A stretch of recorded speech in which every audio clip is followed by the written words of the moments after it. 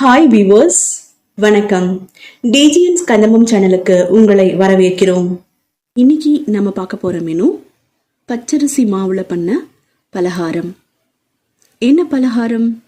விளைவிளையேன்னு இருக்கும், பஞ்சு போல இருக்கும், சாப்பிட ரொம்ப டேஸ்டியா இருக்கும், ரொம்ப ட்ரெடிஷ்னலான ஃபுட்டு, நம்மளோட பாரம்பரியமான உணவு. அப்படி என்ன செய்யறாங்க? வாங்க வீடியோ பார்க்கலாம். வீடியோ பார்க்குறதுக்கு முன்னாடி நம்ம சேனலுக்கு நீங்கள் புதுசாக இப்போ தான் வந்திருக்கீங்க அப்படின்னா சப்ஸ்கிரைப் பண்ணுங்கள், பெல் ஐக்கானை ப்ரெஸ் பண்ணுங்கள். சப்ஸ்கிரைப் பண்ணிவிட்டு பெல் ஐக்கானை ப்ரெஸ் பண்ணிவிட்டு ஆல்னு கொடுத்துருங்க. அப்போது தான் நான் போடுற வீடியோஸு உங்களுக்கு அடுத்தடுத்து இம்மீடியட்டாக கிடைக்கும். வீடியோவை ஸ்கிப் பண்ணாமல் பாருங்கள். சமைச்சு பார்த்துட்டு கமெண்ட்டில் எங்களுக்கு சொல்லுங்கள். லைக் பண்ணுங்கள், ஷேர் பண்ணுங்கள், கண்டிப்பாக சப்ஸ்கிரைப் பண்ணுங்கள். முக்கியமான விஷயம் இந்த வீடியோவோட எண்டில் சொல்லியிருக்கிறேன். என்ன விஷயங்கிறத வீடியோவோட எண்டில் கேட்டு தெரிஞ்சுக்கங்க. வாங்க வீடியோக்குள்ளே போகலாம்.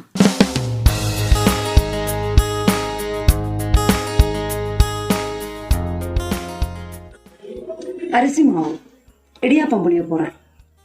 உங்களுக்கு அளவு சொல்ல போகிறேன். நான் இந்த டம்ளர் நிறைய போடுறேன். உங்களுக்கு அளவு சொல்றேன். ஒரு 1/4 கிலோ அரிசி மாவு.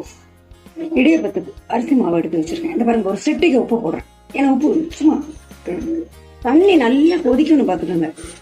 இது நல்லா கொதிக்க கொதிக்க ஊற்றி நம்ம கிண்டி பார்த்துக்கணும் சரியா வருதா அப்படின்னு. பச்சரிசி மாவு அவுச்ச மாவு பார்த்துக்கோங்க. தண்ணி கேட்கும்படியா ஊற்றணும். இன்னும் கொஞ்சம் ஊற்றிக்கலாம். கொஞ்சம் நைஸாக தான் இருக்கணும் மாவு. கொழுக்கட்டை மாவு மாதிரி பிசைஞ்சிக்கலாமா? கொழுக்கட்டை மாவு மாதிரி பண்ணிக்கலாம். இந்த பிணைஞ்சிட்டேன் பாருங்க மாவு. 1/4 கிலோ தான் மாவு. இது அவிச்ச மாவு. மாவு கொஞ்சம் அதிகமாகும். வறுத்த மாவுனா அப்படி இல்லை, இது அவிச்ச மாவு கொஞ்சம் ஜாஸ்தி காட்டும். அதனால ஒரு 1/2 லிட்டர் தண்ணி நல்லா கொதிக்க வச்சுக்கணும். இன்னொன்னு சொல்றேன், தண்ணி போதலை, கொதிக்கிற தண்ணி போதாம இன்னொரு தடவை தண்ணி சுட வச்சு ஊத்துனோம்னா கட்டி கட்டி ஆயிடும். இடியாப்பம் புளிய வராது. ஆகையினால முன்ன பின்ன தண்ணி வச்சுக்கணும் ஜாஸ்தியாவே. இதை பணிஞ்சு வச்சிருக்கேன் பாருங்க. இது மாதிரி இலகும் இருக்கணும் மாவு. ரொம்ப சப்பாத்தி மாதிரியா இருக்கக்கூடாது. அதுக்காக தண்ணி அதிகமா ஊற்றக்கூடாது. இதை பாருங்க, பிணைஞ்ச சாப்பிட்டா நம்ம கையில ஒட்டாம படணும். அதான் அங்க கணக்கே. இதை பாருங்க, நம்ம பிடிக்கிறேன், கையில ஒட்டலை பாருங்க. இதான் அளவே.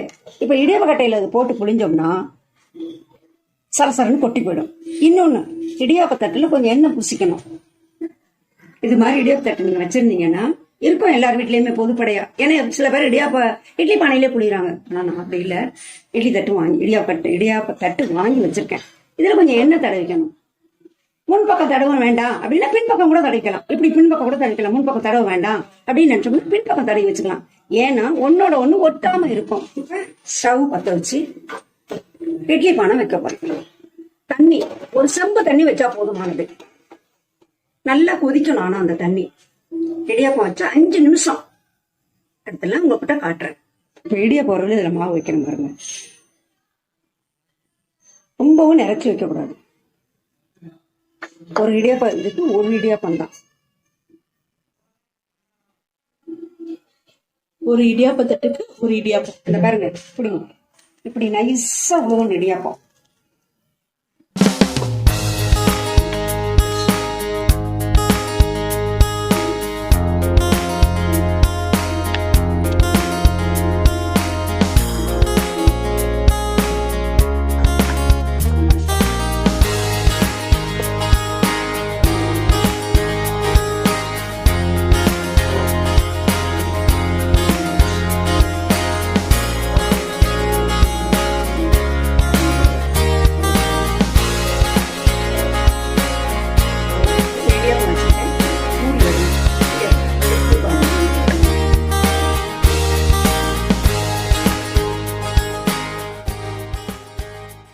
இடியாப்பம் புளியறதுக்கு உங்களுக்கு தேவையான பொருள் சொல்ல போகிறேன். 1 கிலோ பச்சரிசி, அது ரேஷன் அரிசியாக இருந்தாலும் சரி, இல்லை நம்ம இப்போ வெளியில் வாங்கின அரிசியாக இருந்தாலும் சரி, நல்லா கழுவிட்டு ஒரு 2 மணி நேரம் பச்சரிசி தானே அது ஊறினா போதும். நல்லா வடிச்சுட்டு வெயிலில் காய வைக்கணும். ஒரு 3-4 மணி நேரம் காய்ஞ்ச முறைப்படி அரிசி மாதிரியே ஆகிடும். மிஷினில் கொண்டு போய் அரைச்சிக்கிட்டு வர்றது பழக்கம் எனக்கு இல்லை. மிஷின் இல்லை, நாங்கள் மிக்சியில் தான் அரைச்சிக்கோணும், அது உங்கள் சௌகரியம்தான். ஆனால் அரைச்சிக்கிட்டு வந்த மாவை இட்லி பானையில் புட்டு மாதிரி வேக வைக்கணும். அந்த வெறுமனே மாவு ஒன்றுமே போடக்கூடாது. வெறுமனே துணி வச்சு அந்த மாவை நல்லா வேக வச்சு புட்டு வாசனை வரும் அந்த மாவு. அந்த மூடியை திறந்துட்டு நம்ம தொட்டா கல் மாதிரி இருக்கணும் அந்த மாவு. கை சொதக்கணும், உள்ளே போகக்கூடாது, கல் மாதிரி இருக்கணும். அப்போ மாவு வெந்துருச்சு, புட்டு வாசனை தான் வரும் அந்த மாவு. ஸ்டவ் ஆஃப் பண்ணிவிட்டு மாவை சுத்தரவாக காய வச்சு ஃபேன் காற்றுலையோ இல்லை சாதாரணமாக காய வச்சு நல்லா சலித்து எடுத்துடணும். சலித்து எடுத்துட்டு இப்போ இடியாப்பத்துக்கு சொல்கிறேன். ஒரு 1/4 கிலோ மாவு எடுத்துக்கிட்டிங்கன்னு வச்சுக்கோங்க. தண்ணி நல்லா கொதிக்க வைக்கணும். 1 சொம்பு தண்ணிங்கிறதுல 1.5 சொம்பு தண்ணி கூட சுட வச்சுக்கலாம். ஏன்னா இடியாப்பத்துக்கு மாவு போதாமல் விட்டுட்டு இப்போ சரி இன்னொரு தடவை சுட வைக்கணும், இது கட்டி கட்டி ஆகிடும், இலகுவாக புளிய வராது. ஆகையினால தண்ணி பின்னையும் வச்சுக்கலாம், தப்பு இல்லை. கரண்டியில் ஒரு ஊற்றிட்டு கரண்டியில் கிண்டிக்கிட்டே இருந்தோம்னா நமக்கு தெரிஞ்சிடும் இந்த அளவு தான். அப்போ நல்லா கட்டி இல்லாமல் கிண்டிக்கணும். மாவு ரொம்ப நைஸாக இருக்கும் பாருங்கள், அவிச்ச மாவு இல்லைங்களா, துளி உப்பு போட்டுக்கணும், அது சொல்ல விட்டுட்டேன், துளி உப்பு போட்டுக்கணும். நல்லா கிண்டிட்டு இப்படி தொட்ட மாவு நைஸாக ஆகிடும். நமக்கு தெரியும் இது இடியாப்பம் முடிஞ்சால் இலகுவான, எல்லாருக்கும் தெரியாததில்ல, தெரிஞ்சது தான். நல்லா இலகுவாக இப்படி தொட்டோம்னா ஒட்டவே கூடாது நம்ம கையில். அப்புறம் நான் இடியாப்ப தட்டு வச்சுருக்கேன். சில பேர் இட்லி பானையிலேயே பண்ணுறாங்க, அது இருந்தால் நான் பண்ணிக்கிறேன். நாங்கள் இல்லைன்னா நீங்கள் இட்லி பானையிலேயே கூட எண்ணெய் தடவிட்டு புளிஞ்சோம்னா ஒட்டாமல் கீழே கொட்டினீங்கன்னா புளியாமல் கொட்டும். அதே மாதிரி இடியாப்ப தட்டில் கூட முன்பக்கம் எண்ணெய் பூசலைன்னா பின்பக்கம் நம்ம தோசைகளில் துணி தடவை வரும் பார்த்தீங்களா, அதை தொழினா அந்த இடியாப்பம் அதில் ஒட்டாது, போட்டுக்கலாம். அப்புறம் அந்த தட்டை நல்ல மாவு நம்ம தேவை முடிஞ்சதுக்கப்புறமா நல்லா இது பண்ணி இடியாப்பம்லாம் எடுத்துகிட்டு ஃபேன் காற்றுல தான் காய போடணும். ஓயாமல் தண்ணியில் போட்டோம்னா சலசலன்னு ஆகிடும், நம்ம தேவைக்கேற்ப அது நல்லா இருக்காது. அதுக்கப்புறம் எடுத்து வச்சுக்கலாம். இன்னொன்றும் சொல்கிறேன், நம்ம அவசரத்துக்கு தேங்காய்ப்பு சர்க்கரை வச்சுக்கலாம், இல்லை சம்பல் அரைச்சிக்கலாம், இல்லை நமக்கு தேவைக்கேற்ப சாம்பாரோ, நம்ம தேவை தான் இடியாப்பத்துக்கு என்ன தேவையோ அது செய்துக்கலாம்.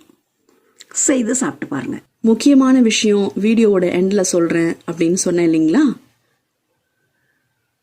என்ன தெரியுங்களா, இந்த இடியாப்பம் ரேஷன் அரிசிலையும் பண்ணலாம்.